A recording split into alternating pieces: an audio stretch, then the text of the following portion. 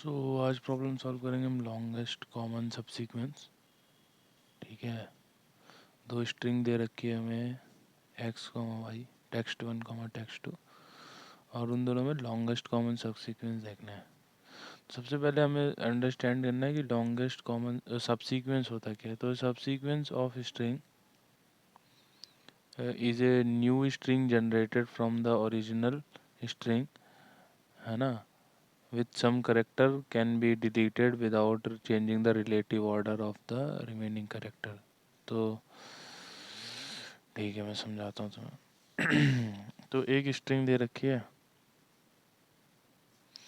A B C D for example. ठीक है, अब ए सी ई एक सब सीक्वेंस है, ए बी ई एक सब सीक्वेंस है, और ऐसे ए बी डी ई, मतलब यू आर सीइंग कि ये कैरेक्टर्स हैं, ऑर्डर सेम है और मैं कोई भी स्ट्रिंग कैरेक्टर डिलीट कर पा रहा हूँ।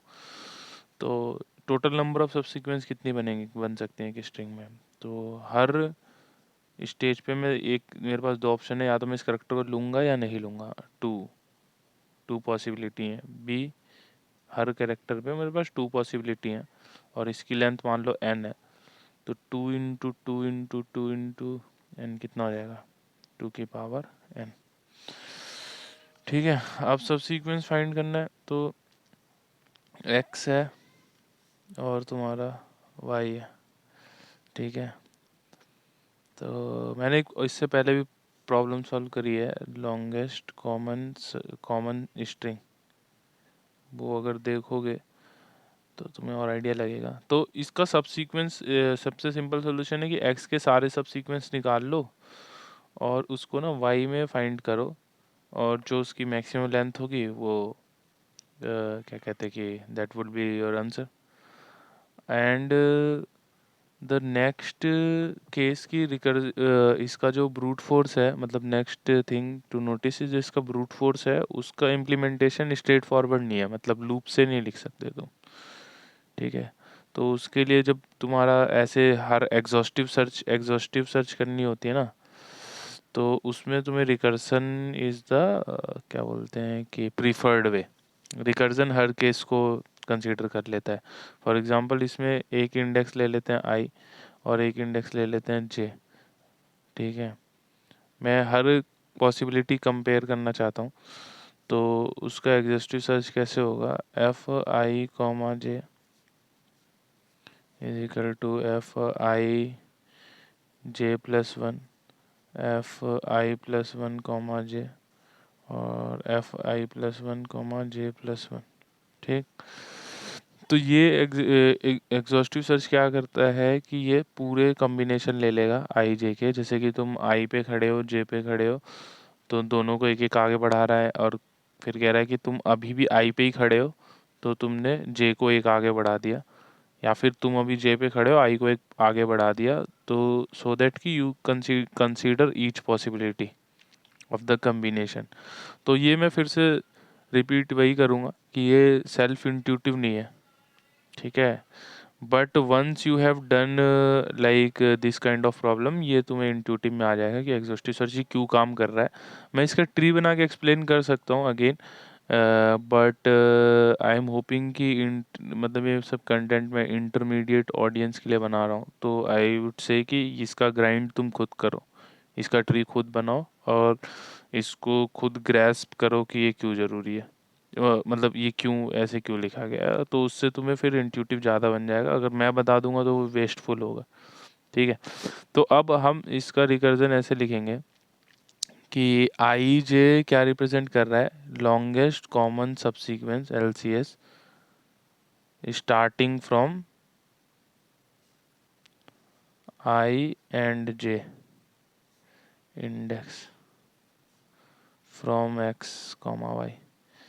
अब मतलब समझ आ गया, आई जे, अगर मैं आई और जे से मेरी स्ट्रिंग स्टार्ट हो रही है तो वहाँ से मेरा लॉन्गेस्ट सब सीक्वेंस क्या होगा, that is what my function I J represent, मतलब नेक्स्ट में जो मैं लिखूँगा। तो आई और जे मेरा ये रिप्रेजेंट कर रही है, तो मैक्सिमम, और मेरे को ये मैक्सिमम बता रही है कि लॉन्गेस्ट लॉन्गेस्ट तो मतलब वही हो गया ऑटो, मतलब बाय डिफ़ॉल्ट ही मैक्सिमम हो गया। तो आई जे में मेरी अगर लेट सपोज मैं आई जे पे खड़ा हूँ और मेरी ये दोनों स्ट्रिंग इक्वल है, कैरेक्टर इक्वल है, तो मैं ऐसे लिखूँगा 1 plus F of I plus one comma J plus one, correct, क्योंकि आई प्लस वन जे प्लस वन क्या है, लॉन्गेस्ट कॉमन सब सीक्वेंस है, जो यहाँ से मिलेगा उसमें मैं एक और ऐड कर दूंगा, ठीक। या फिर ये इक्वल नहीं हुआ तो बाकी दो पॉसिबिलिटी मेरे पास क्या बनती है कि मैं वहीं खड़ा रहूँ आई पे ही और मैं जे को एक आगे बढ़ा दूँ, that is F I comma J plus one और F I plus one comma J, ठीक। तो अब आई जे पे मेरे को, आई जे पे मतलब मुझे मैक्सिमम चाहिए, यहाँ से जो जो ये स्ट्रिंग हो रही है इनका मैक्सिमम मेरे को सब सीक्वेंस चाहिए, तो वो मेरा इन तीनों का मैक्स लेने पे आएगा, ठीक है। ये भी मैं तुम्हें डिमिस्टिफाई करने के लिए छोड़ रहा हूँ कि इसका मैक्स क्यों आएगा। वैसे तो ये बहुत स्ट्रेट फॉरवर्ड है कि आप सारी कॉम्पॉसिबिलिटी ले रहे हो, क्योंकि ऐसा भी हो सकता है कि अगर ये इक्वल है और तुम आगे से सब सीक्वेंस ले रहे हो, बट कुछ ऐसा सब सीक्वेंस होगा जो आई प्लस वन से स्टार्ट होगा और उसका लेंथ ज़्यादा इक्वल बड़ा होगा, ठीक है। और हमारा आई जे क्या रिप्रेजेंट कर रहा है कि मैक्सिमम सब सीक्वेंस, ये रिप्रेजेंट नहीं कर रहा कि आई और जे से स्टार्ट हुआ मैक्सिमम सब सीक्वेंस, मतलब आई जे को कंक्लूड नहीं करना, बट अगर मैं आई जे पे खड़ा हूँ तो इन दोनों स्ट्रिंग में मेरे पास मैक्सिमम सब सीक्वेंस की लेंथ कितनी है, ठीक है। अगेन इसको एक बार और मैं और अच्छे से आर्टिकुलेट कराता हूँ, आई और J, I F of I J represent maximum length of subsequence, maximum length of subsequence that you can get from substring xi comma n and yj comma m, ठीक है। represent maximum length of subsequence that you can get from substring I n j comma m, ठीक, subsequence। तो ये तुम इन तीनों का max लोगे और इस रिकर्जन का बेस कंडीशन क्या होगा कि अगर i ग्रेटर देन m हो गया और j ग्रेटर देन m हो गया तो तुम क्या कर दोगे, रिटर्न कर दोगे 0, ठीक है।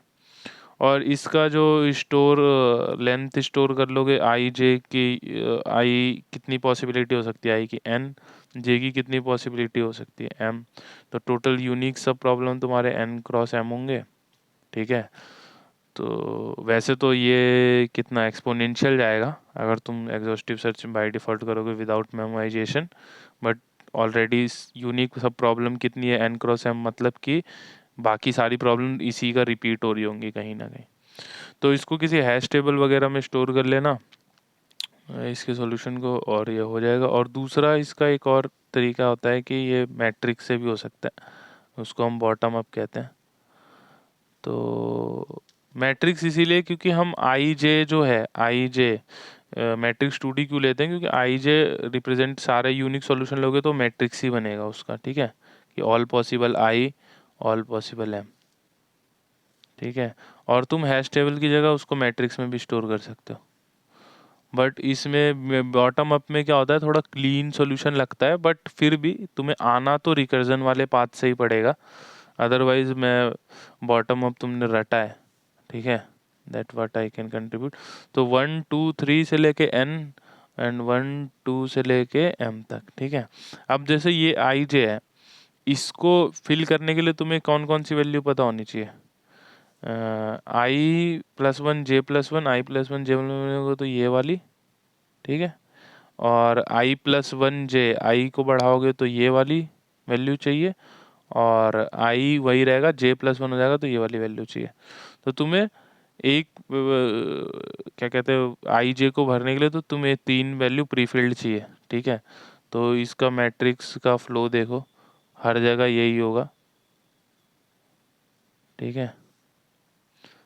और तुम्हारा मैक्सिमम आंसर यहाँ पे आएगा 1,1 पे। और वो तुम्हारे ऊपर डिपेंड कर रहा है कि तुम इंडेक्सिंग कैसे कर रहे हो। तो उसमें जब तुम इसका सॉल्यूशन खुद से ट्राई करोगे ना, तो ये सारी चीज़ें छोटे मोटे खुद सॉल्व कर लोगे। तो हमें जो सबसे you get matrix flow, right, मतलब कि कैसे जा रहा है मैट्रिक्स का फ्लो हर केस पे। ठीक है। तो सबसे पहले तुम्हें भरना होगा ये वाला रो और ये वाला कॉलम, और जो कि बहुत इजी है, D P N cross M, n,1 से लेके m तक, और सिमिलरली वो 1, से लेके n तक, और उसमें वो m रहेगा। तो देखना है कि वो स्ट्रिंग इक्वल होंगी तो 1 आएगा, अदरवाइज वो 0 आएगा। यहाँ 1 0 1 0 ही आएंगे, 2 पॉसिबिलिटी है पूरे में, और इससे तुम सारा प्री बिल्ड करते जाओगे सोल्यूशन। और इसका time complexity n cross m होगा।